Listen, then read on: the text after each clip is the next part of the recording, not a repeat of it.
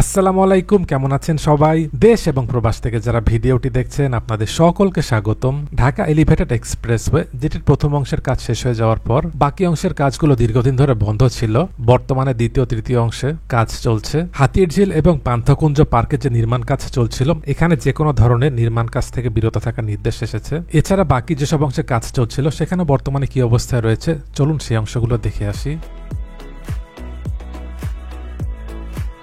সামনে এটি Tejgaon railway station. Elevated এক্সপ্রেসওয়ের এই লেনটিতে এখান থেকে কার্পেটিং এর কাজটি বাকি আছে। এই লেনটি হচ্ছে যারা কুতুবখালী, কমলাপুর, হাতিরঝিল থেকে বিমানবন্দরের দিকে যাবে তাদের জন্য। এই এলিভেটেড এক্সপ্রেসওয়েটি বিমানবন্দরের সামনে থেকে শুরু হয়ে বর্তমানে এখানে এসে দুটি র্যাম্প দিয়ে নামা যাচ্ছে। একটি হচ্ছে ফার্মগেট আর একটি হাতিরঝিল, আর এখান থেকে বাকি অংশের কাজগুলো চলছিল।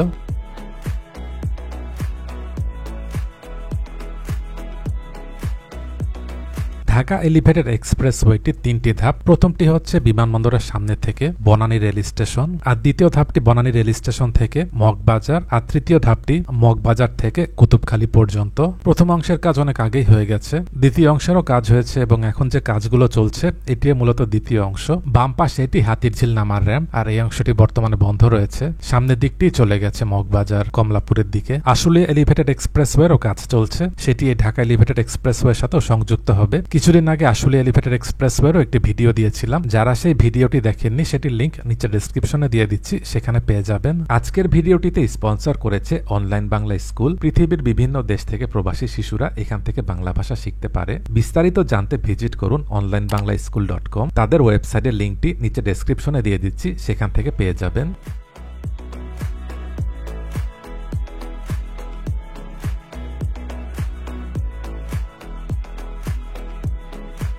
এখান থেকে বাকি অংশের কাজ চলছিল। এবার এই দিকটিতে এসে দেখতে পাচ্ছি ডান পাশের যে র্যাম্প, সেটির উপর ঢালাইয়ের কাজগুলো করা হয়েছে। এই র্যাম্পটি হচ্ছে যারা এখান থেকে বিমানবন্দরের দিকে যাবে তাদের জন্য।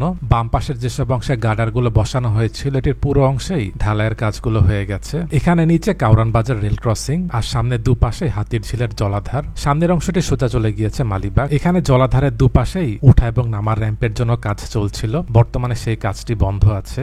জানা গেছে এখানে দুপাশের জলাধার এবং সোনারগাঁও সংলগ্ন যে পান্থকুঞ্জ পার্ক রয়েছে সেখান দিয়ে র্যাম্পের পিলার নেওয়ার ব্যাপারে পরিবেশ সচেতন নাগরিক ও বিভিন্ন সংগঠন দীর্ঘদিন ধরে অবস্থান কর্মসূচি পালন করে আসছিলেন। পরবর্তীতে এসব অংশে নির্মাণ কাজে নিষেধাজ্ঞা চেয়ে হাইকোর্টে রিট করা হয়, যার ফলে এই অংশে নির্মাণ কাজে নিষেধাজ্ঞা দেওয়া হয় এবং পান্থকুঞ্জ যে পার্ক রয়েছে সেটিও জনসাধারণের জন্য উন্মুক্ত করে দেওয়ার নির্দেশ দেওয়া হয়।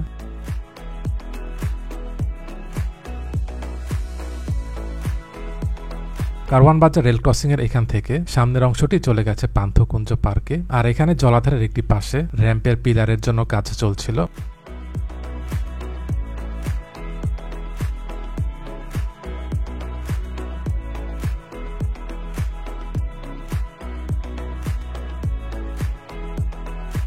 সামনে এটি পান্থকুঞ্জ পার্ক। এখানে দেখা যাচ্ছে পিলারের জন্য বেশ খানিকটা জায়গায় পাইলিং এর কাজগুলো হয়েছিল, বর্তমানে এই স্থানটিতে কাজ বন্ধ রয়েছে। এখানে র্যাম্পটি সম্ভবত এখান থেকে যারা এক্সপ্রেসওয়েতে গিয়ে বিমানবন্দরের দিকে যাবে তাদের জন্য।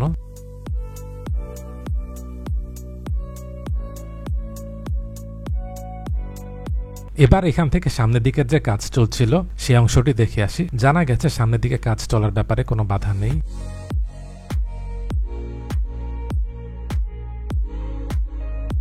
আরেকটু সামনে মগবাজার রেলগেট, ডান পাশে এটি হচ্ছে এখানে নামার র্যাম্প। এই র্যাম্পটি হচ্ছে যারা কুতুবখালী, কমলাপুর থেকে এসে বাংলা মোটরের দিকে যাবে তাদের জন্য। সামনে এই পর্যন্ত দেখা যাচ্ছে ঢালাইয়ের কাজগুলো হয়ে গেছে। মগবাজারের এখান থেকে সামনে মালিবাগ রেলগেট পর্যন্ত পিলার এবং পিলারের উপরের অংশের কাজগুলো আগেই হয়ে গিয়েছিল। এবার এদিক দিয়ে যাওয়ার পথে দেখতে পেলাম এখান থেকে গার্ডারগুলো বসিয়ে সামনের দিকে নিয়ে যাওয়া হচ্ছে।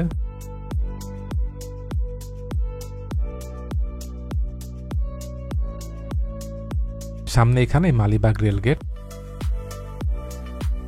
সামনে এটি মালিবাগ রেলগেট। এবার এদিক দিয়ে যাওয়ার পথে দেখতে পেলাম এখানে যেসব অংশে পাইলিং এর কাজ হয়ে গেছে সেখানে পিলারের জন্য কাজ চলছে। এর আগে যখন এখানে এসেছিলাম তখন দেখেছিলাম পিলারের জন্য পাইলিং এর কাজ শুরু হয়েছিল। এবার দেখতে পাচ্ছি বেশ খানিকটা জায়গায় পিলারের জন্য ঢালাইয়ের কাজগুলো হয়েছে।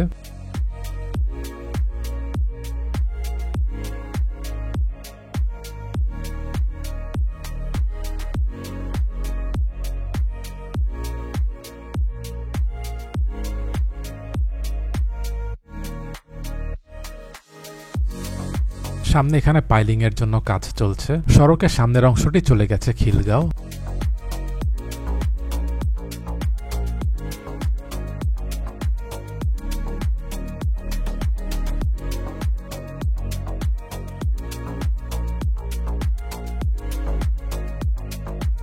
সামনে এটি খিলগাঁও ফ্লাইওভার, ডান পাশে এটি কমলাপুর রেলওয়ে স্টেশন, আর সামনের দিকটি বাসাবো। মালিবাগের পর বাকি অংশের যে কাজ সেটি সামনের এখান থেকেই চলছে। এদিকে দেখা যাচ্ছে বেশ কিছু জায়গায় পাইলিং এর কাজ হয়ে গেছে এবং পিলারের জন্যও কাজ চলছে।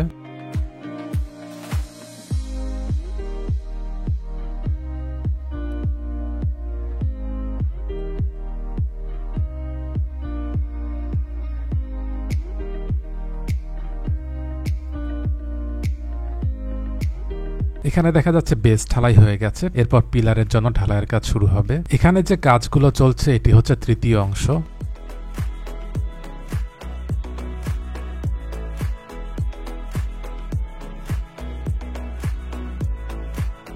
এখানেও দেখা যাচ্ছে কিছু কিছু স্থানে পিলারের কাজ হয়েছে।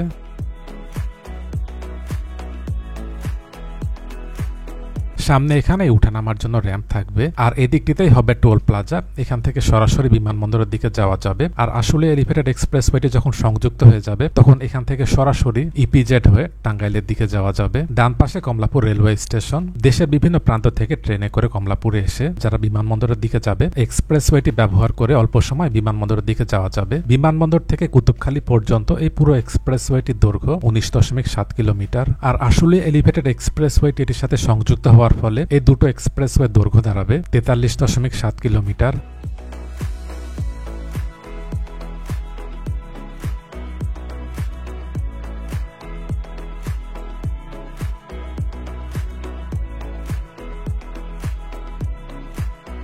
এদিকেও পাইলিং এর জন্য কাজ চলছে। কয়েকদিন ধরে বেশ ভালোই বৃষ্টি হচ্ছে। এখান থেকে সড়কের সামনের অংশটি চলে গেছে সায়দাবাদ হয়ে যাত্রাবাড়িতে।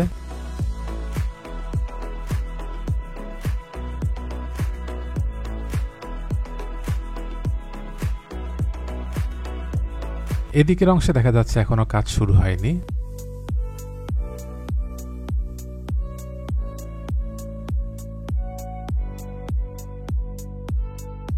বাম পাশে এটি হচ্ছে বীরশ্রেষ্ঠ শহীদ সিপাহী মোস্তফা কামাল স্টেডিয়াম। এটি সংস্কার কাজ চলছে। এটির সামনে ডান পাশে এটি টিটিপাড়া আন্ডারপাস। সামনে এটি কমলাপুর রেলওয়ে স্টেশন, আর এটি হচ্ছে মেট্রো রেলের স্টেশন যেটির কাজ চলছে।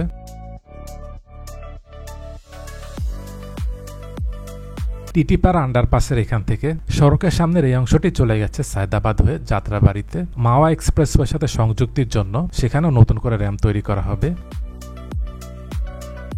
ভিডিওটি কেমন লাগলো কমেন্ট করে জানাবেন। ভালো লেগে থাকলে লাইক এবং শেয়ার করে অন্যদেরকেও দেখার সুযোগ করে দেবেন। দেশ এবং প্রবাস থেকে এতক্ষণ ধরে যারা ভিডিওটি দেখলেন আপনাদের সকলকে অসংখ্য ধন্যবাদ।